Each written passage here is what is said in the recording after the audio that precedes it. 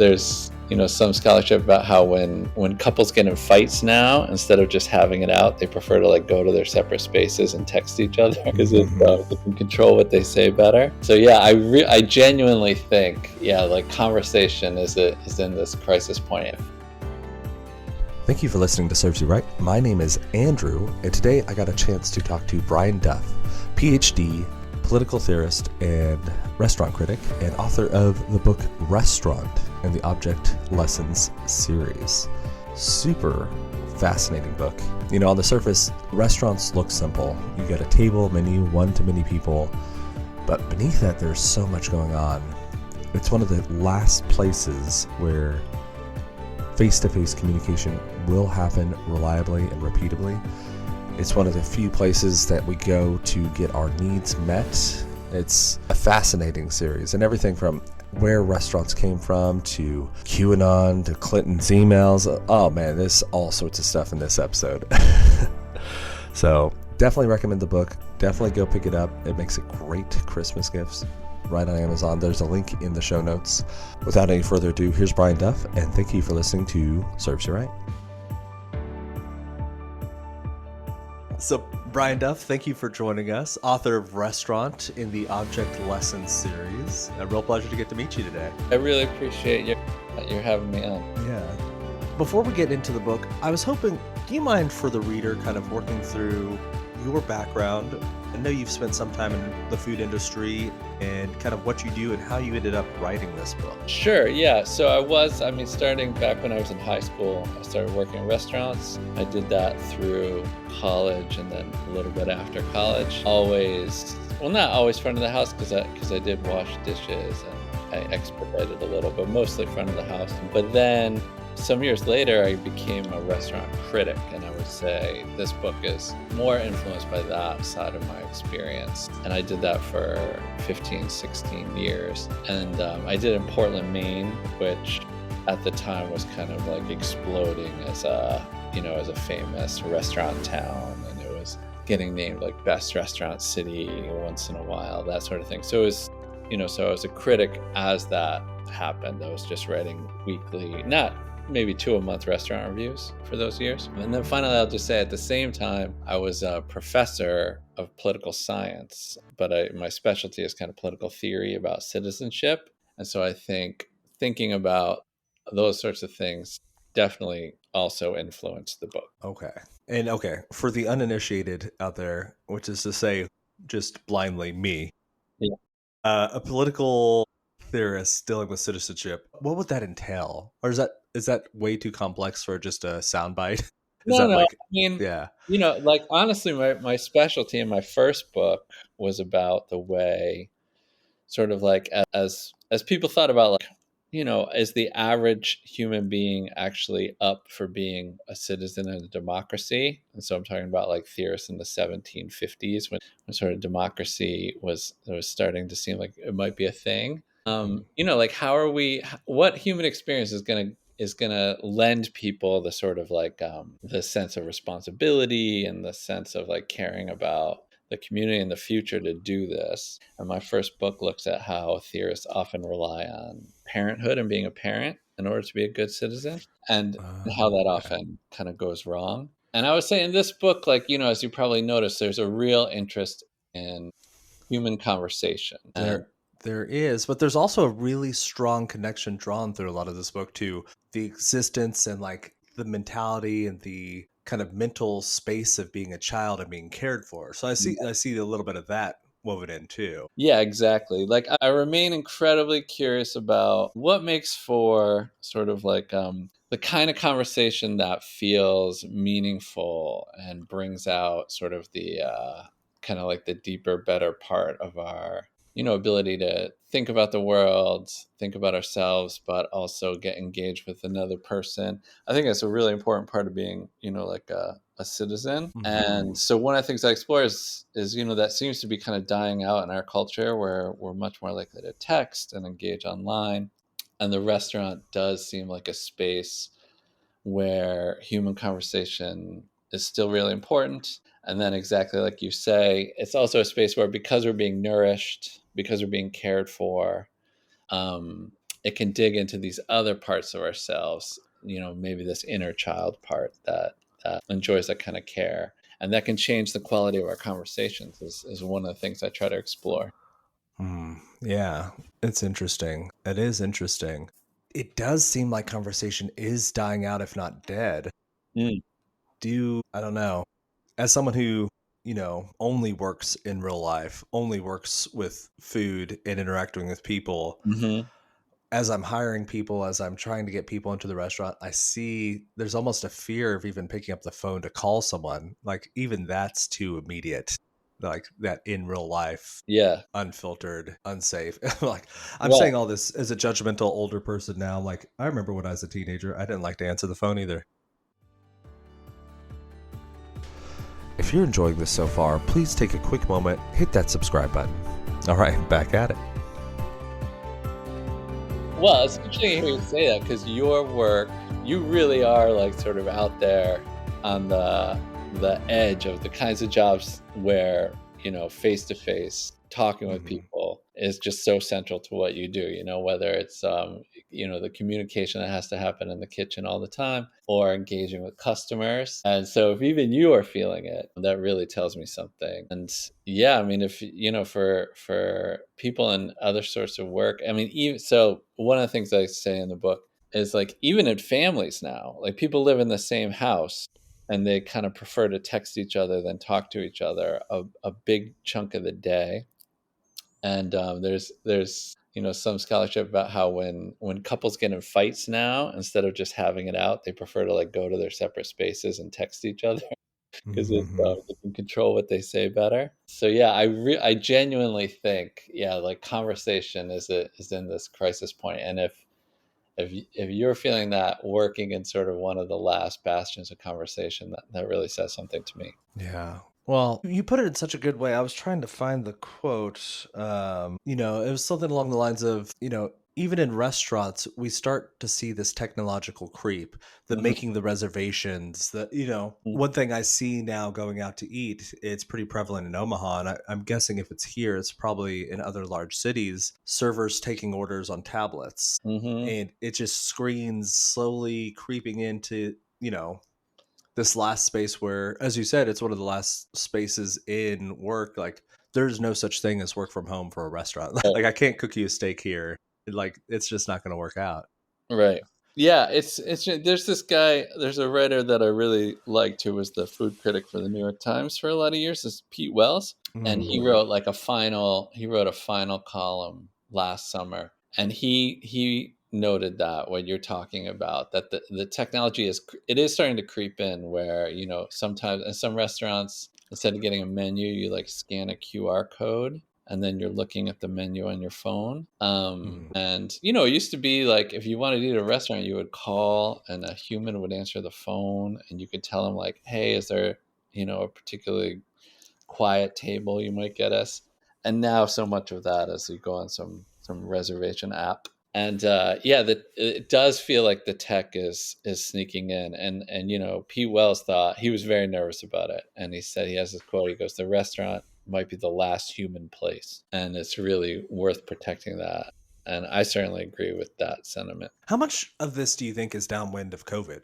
Do you think COVID is a cause of this, an accelerant, or something else entirely? Well, it's funny. One thing, in the throes of COVID, like a few things struck me. One is there was a lot of doom and gloom talk about the future of the restaurant industry. Hmm.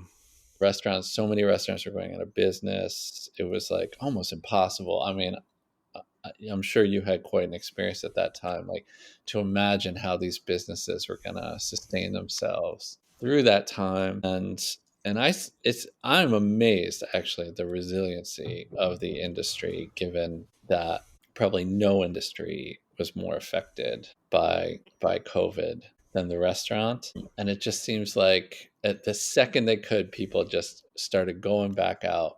And certainly with inflation, like most restaurants have gotten more expensive, but it seems like people still want to go. But that big picture being said, I think you're right that in a bunch of small ways, restaurants had to get really creative and make adjustments and try new things and do things with less staff. And maybe that has create an opening for some of these things, for example, where technology has come in. The other thing that's happening is so many people now are ordering food from restaurants, but getting it to go.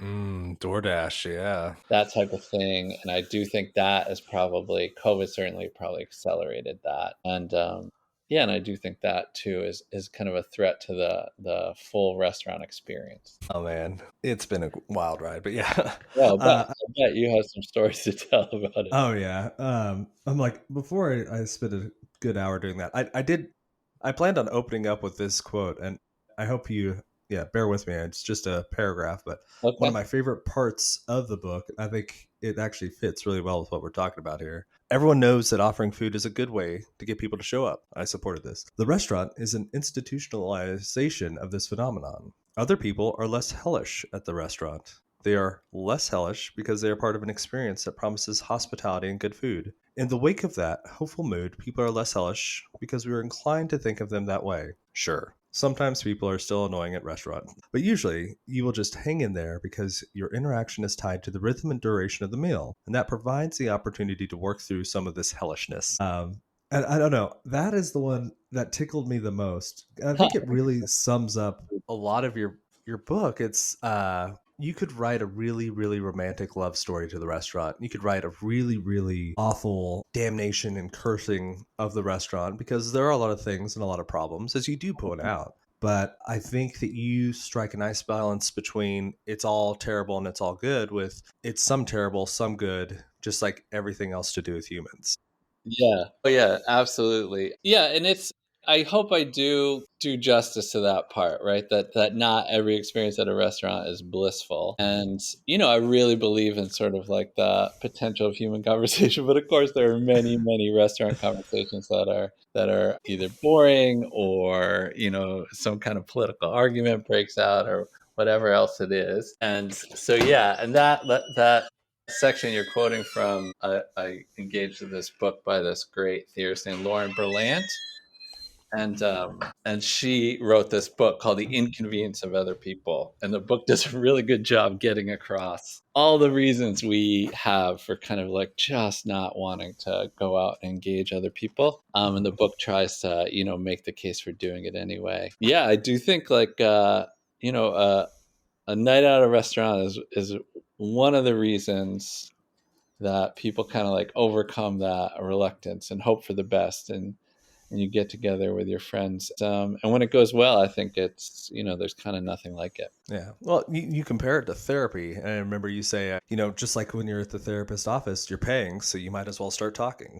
Yeah, yeah, and I think that part matters too, that it's got I have this thing where I talk about there's this certain kind of experience that this guy John Dewey calls consumatory, where they have like a beginning, a middle, and an end. They have sort of their own like sort of time period and rhythm, and that those experiences kind of stand out. They're kind of a certain kind of ritual in our culture that kind of are especially fruitful for having a certain kind of meaningful experience. And I do think the dinner at the restaurant, it definitely has that quality. Yeah.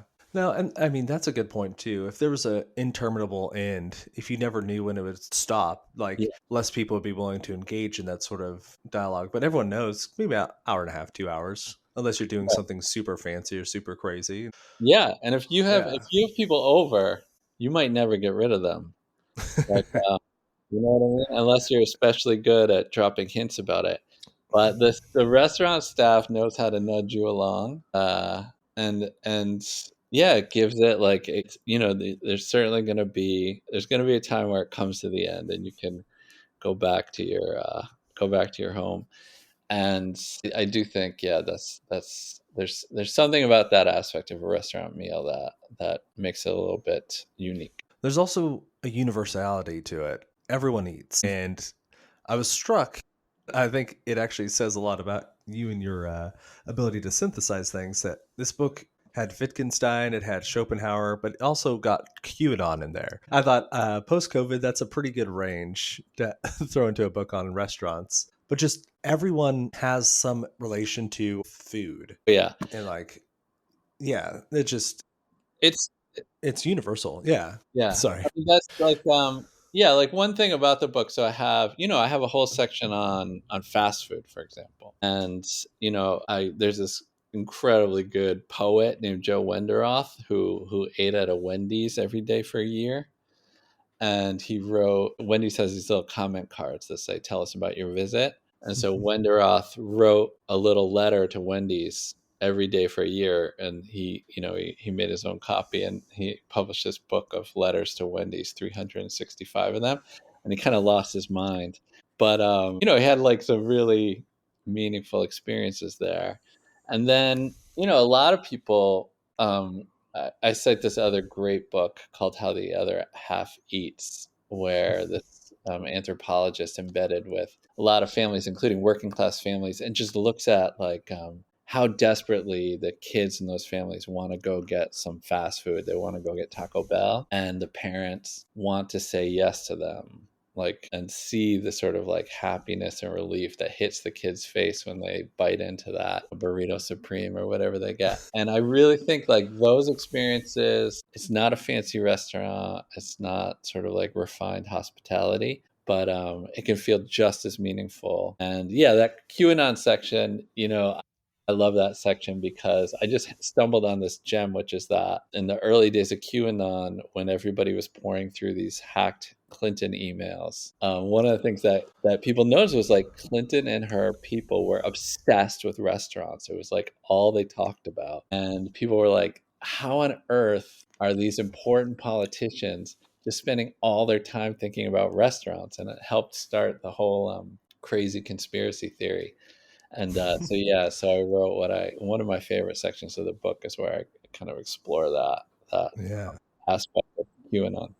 It can't be only restaurants. There has to be a code here. Yeah, yes. Yeah, no, and I pulled it up. It was one of my quotes. It's QAnoners believe liberal elite obsessively and expensively pursue opportunities to drink children's blood in order to feel alive. That is doubtful. But let's consider the elite's restaurant fixation. Obsessive and expensive? Yes. Drinking? Yes. Blood? Sometimes. The carcasses of adorable young creatures? Often. A desperate attempt to feel alive through a rarefied mode of consumption? Most certainly. Pedophilic? Perhaps not. But served and doted upon by ingratiating young people desperate for tips? Yes. Yeah. Yeah. I'm glad you like that paragraph. Yeah. That's one of my favorites too. I do really enjoy in a book exploring restaurants that you don't shy away from the, dark and exploitive nature that sometimes can exist in restaurants. Mm-hmm. Everything from the tips to the low wages to the foie gras. Mm-hmm. There's a dark side to consumption. Even that word in English can be a positive thing, consuming food to sustain yourself, and can often have negative connotations too. So, Yeah. Yeah, for sure. And it's, there are amazing, um, books and articles about on all the labor of working in a restaurant, how difficult it is, how poorly paid, how dangerous it is. And I really respect that work. But even on the customer side, there is this, we go into the restaurant looking for bliss, and there's this real anxiety that you're going to get ripped off. You're going to get, a crappy table or a reservation at a terrible time, or you're going to overpay or order wrong. And I do think that's the flip side of the bliss, is that anxiety about the bad experience. And when you have bad experience at a restaurant, it drives you nuts. It drives you nuts. yeah, and it isn't even malicious sometimes. It's just as simple as I was forgotten. But I mean, we've all been in a restaurant at some point in our lives statistically where your server didn't put in your food or they Mm-hmm. forgot your table was there, and that's all it takes. A moment of inattention, and But yeah, and yeah. I was a waiter myself. I would say I was not a good one, and I was frequently overwhelmed. And my go-to move is I would give people free dessert and when I screwed up, and that usually satisfied people. But I don't know, I probably ruined a couple nights by not Yeah. getting food out in time or screwing something up. And I definitely wasn't cut out for Yeah, it's amazing, because my current job, I'm GM, and during service, because we're dinner only, it. the Hmm. hours is 6 to 8 p.m. Usually, what I'm doing is putting out fires, Yeah. and largely it's just we ran out of something, someone didn't hear, got to go talk to them, let them know. Something got forgotten. Someone's tuna just wasn't a good piece of meat. We need to get them another one. And so it's just, I'm surprised by the work I do, like them, how quickly and confidently I just go to people and let them know something is wrong, we're fixing it, how happy they are in hearing that, Yeah. versus when I'm out eating and like it seems like no one's paying attention half the time. But also I don't spend the same money that people spend dining with me, so I also get that too. Right, right, right. Yeah, I mean, Yeah. it is like, but the places where you just get the sense that there's a general attitude of care, and that if something goes wrong, there people are gonna pay attention to that and try to fix it. Those places really do stand out, and I do think a higher end place, like there's a little more sort of like attention and resources that people can dedicate to that for sure. But it's because something will always go wrong. Something will always go wrong. And a perfect dining experience is not necessarily like everything going as smooth as humanly possible. I think it's often just like feeling like you're in good hands, that if there's a problem, um, there someone's gonna care and take it seriously, even if it's like like I just people are nervous about if they taste the wine and the wine seems slightly off, and people are nervous about saying something or not saying something, but Yeah. there's a certain kind of server who knows how to just like hear that and handle it Mhm. smoothly and make sure it doesn't ruin your meal. Yeah. We get that less with wine, especially these days. I feel like a lot of wine on our list is rich, ripe cabs, and so you kind of know what you're Mhm. getting into. But Yeah. steak temperatures is where we get that a lot Oh yeah. because it's like, are you sure that's the way you like that? Like half the people would take anything, and it's like, are you? You can Yes. tell. Well, I remember this as a waiter, but also as a customer. These days I'm a vegetarian, so I don't order steak, but there was a thing where people like, what does the word medium rare mean? And I think it often means something a little redder to the restaurant than it means to the customer. Mm. And then it's like a dance, you're like, oh, I ordered this, and the waiter is like, well, that's what this is, da da da da. And yeah, at the moment, it really feels like it matters because people kind of want it how they want it. Uh But huh. now you're holding the table up, etc. Yeah, it's like it's something to think about. That's so funny too, because that exact example, I've coached managers in the past, just like people in the staff, where it's like, yes, that's the perfect medium rare for us. But most people are used to cooking these thin steaks at home on the grill. And we have some that are like 6 inches thick almost. So you get that wall of red. Like, Mhm. I get it. They wanted a little more. No, no worries. Yes. And then when they ask us, like, I get asked a lot when I'm dropping steaks, like, is that what you would want? And I say, and like, you can come visit me. I'll say exactly this if you ask me. I'm like, look, I'll eat anything. I want to make sure you're happy. Like, Right. they're looking for like validation or almost a fight. And it's just like, no, no, like, let me get you the steak you want. I'll be happy with the steak I get later. But Yeah. Yeah. But that to me also, that people just have a visceral reaction to something like that, right? That what you described, that wall of red, which is mhm. different from what they saw at home or what they grew up eating. And to me, that gets into that the way that the restaurant, it does dig into this like almost child like quality of ours, where we want it how we wanted it, and we're almost like that, that kind of helpless kid who had to wait to be nourished, and we can have somewhat childish reactions to it. Agreed. Just curious, did you go vegetarian for ethical reasons, health, or a little bit Well, of above, or? the honest answer is I did it for love. My Oh. my partner is vegetarian, and she's a true believer, and ethically, of course, it made great sense to me. Environmentally, it made great sense to me. And Mm. then she's also this just fantastic cook, so she makes really delicious vegetarian food. But in practice, like if I'm anyone who hosts me, I'll eat whatever they serve me.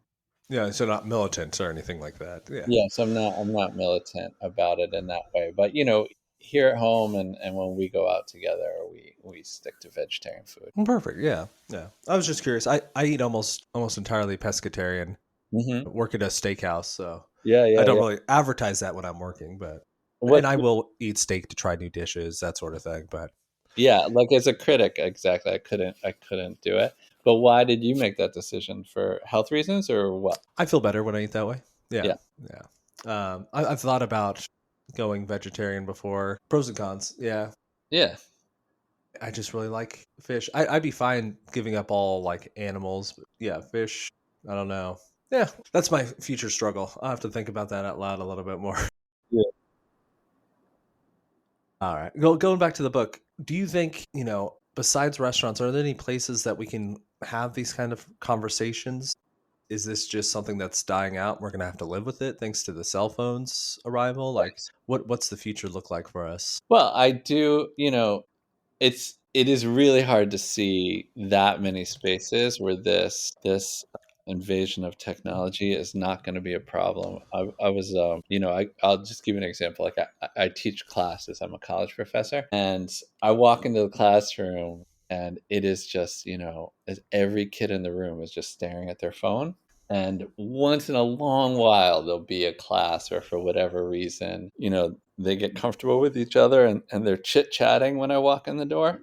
And it's so nice to see. And, people think of college as the whole reason of going to college. And well, not the whole reason, but part of it is to like get together with other bright young people and interact with them. And, the phones just seem to have invaded completely. I have office hours, like that's part of my job, where it's a time in the week where the students can know, like, I'm there with my door open with nothing else to do except chat with them. And I didn't used to have to nudge students to do it. And these days it's like to go and have that face-to-face conversation. It's just they have to overcome this mental hurdle, it seems, a little Mhm. bit, even though I think I'm not a very intimidating professor. So, in therapy, a lot of therapy is online now.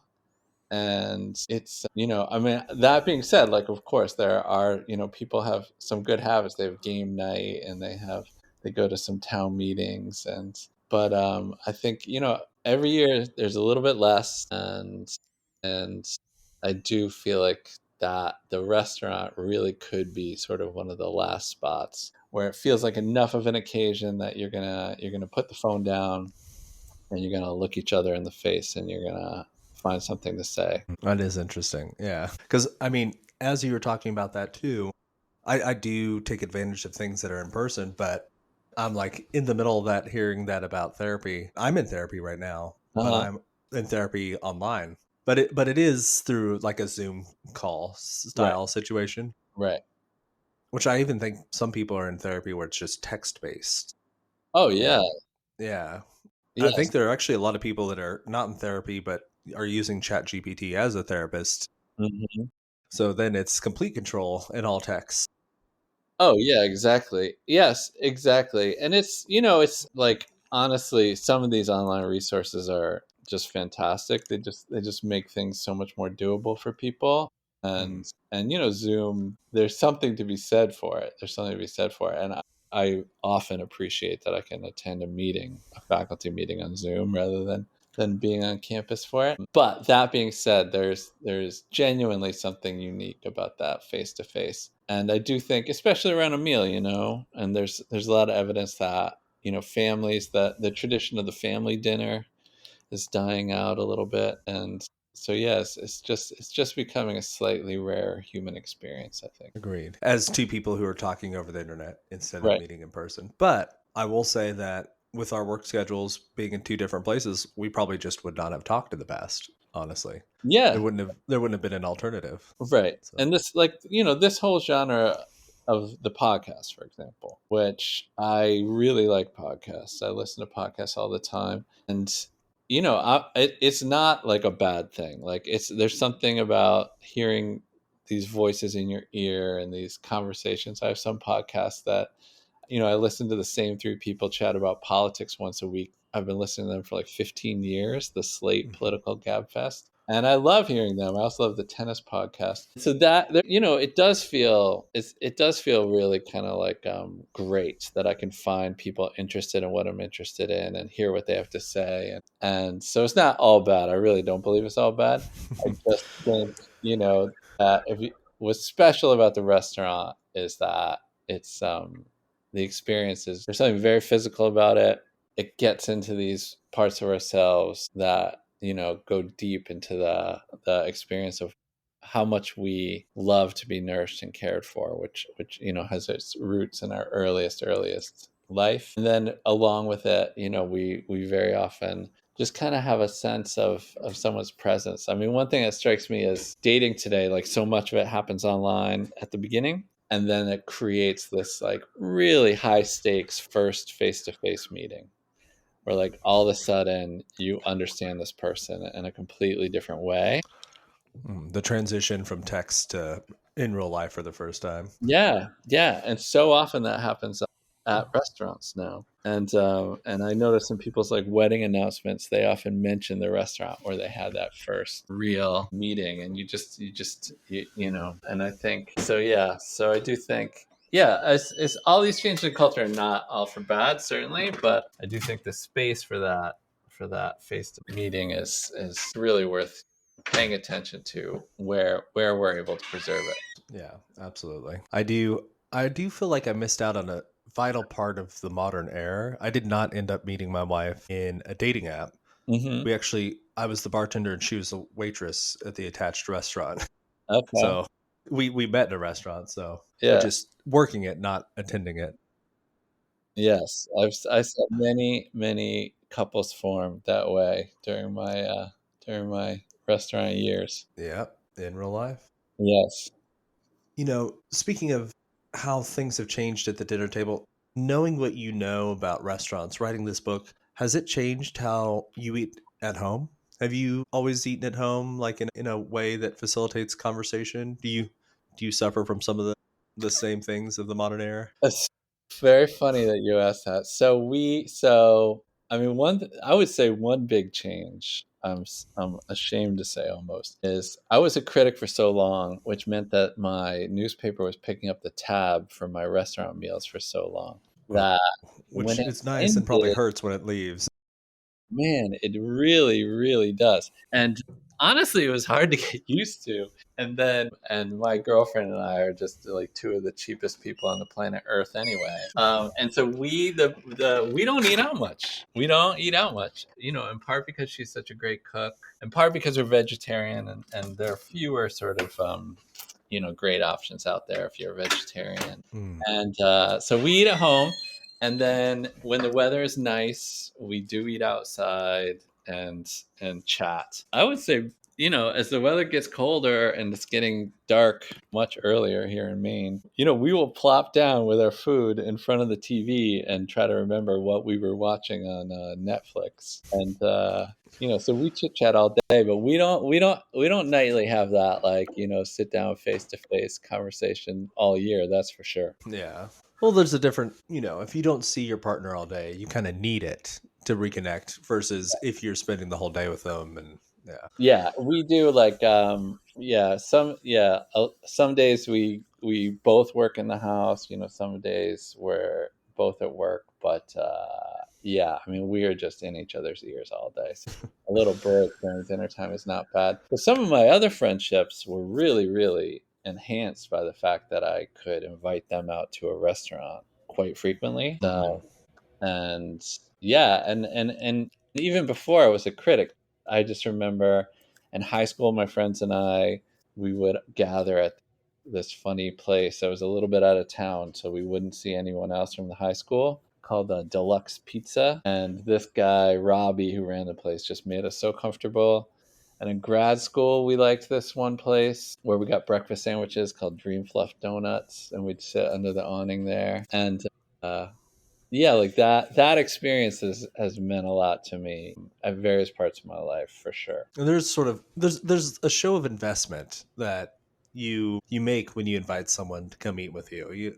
This isn't just a casual relationship. I want to like break bread with you. Yeah. It's Oh, I becomes its own totally thing. agree. And it's like it is one step down from having someone over for dinner, which I do feel like is just like it's a real production, right? It's Yeah. it's it is like it's the oldest form of hospitality, and it's probably still the most important form of hospitality. But boy, is it a lot to ask, because you got to clean the house and you got to plan a menu and you got to like figure out people's like funny food preferences. And I do think that a great thing about restaurants, that you can kind of like, delete a lot of the bother. And one form of hospitality is just kind of like being informed and in the know about what what are the new great places, or what to order somewhere. And just, yeah, just taking the initiative, getting a person or a group together to go try a place. Being that catalyst, I think you are doing a service. Yeah. And I mean, you said it earlier too. You don't know when you'll be able to get them out, so it's worth going to the table. Random side question before we draw it to a close, because I know we're coming up on time here. In researching you, I found Welcome to the Wine for Dummies Guide to Birds for Dummies. Oh, So yeah, yeah. where did this come from? And I thought it was hilarious. Oh, thank you. Yeah, so that is this humor piece that I published in the New Yorker. That is funny that you stumbled on that. And the origins of that are, I have a friend who is incredibly funny named Carrie, and she started writing comedy pieces for the New Yorker. And if you want to look hers up, Carrie Elson, she's written some incredibly funny ones. And Carrie was visiting us, amusing us. And when she left town, I was like, I'm not as funny as Carrie, but I can be funny. Like, I can come up with something. And so I just kind of like started kicking ideas around.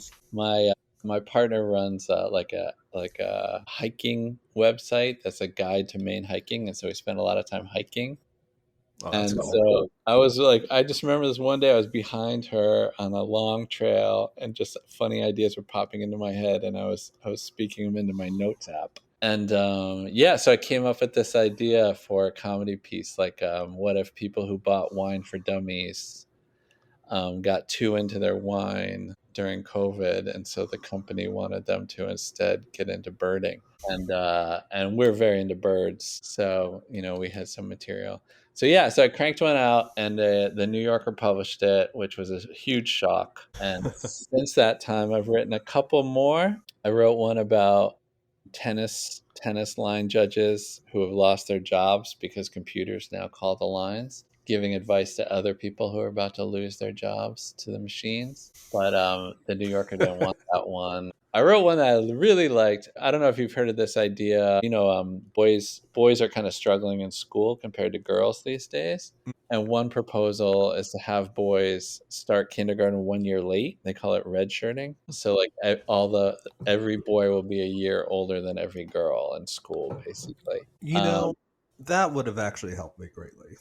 Yeah, Just yeah, putting that out there. yeah. I do wonder if that would help a lot of boys. On the other hand, it would I don't know how the girls would be affected. But so I wrote a piece about how to tell your 5-year-old that they're not going to be able to start kindergarten this year, and I like that one too. But the New Yorker didn't publish that one. So anyway, someday I hope to have a second comedy piece. We'll see. Do you just yeah? Let's not go into how that happened.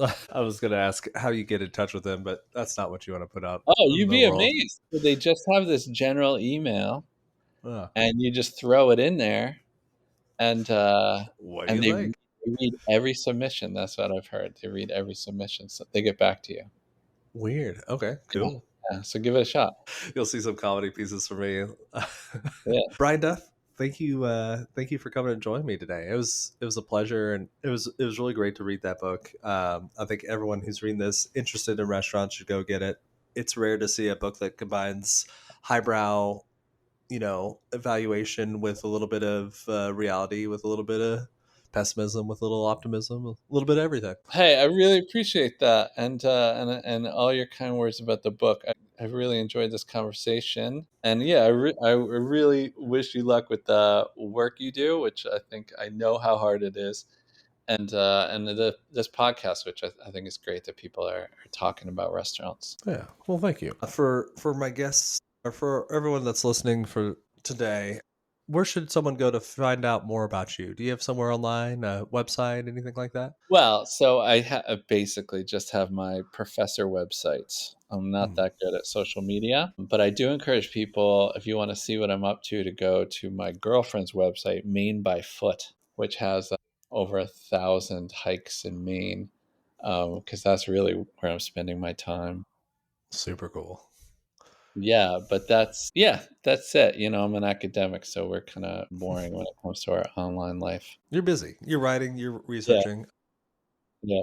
If you're listening today and you didn't have a chance to write that down, I'm going to have all that in the show notes too. So don't worry about that. It'll be right there for you. Awesome. Brian, Well, thank you hey, for, Andrew, I appreciate it. of course. Yeah, thanks for pushing through all the technical difficulties Yes, with me. those are my fault, so I should thank you.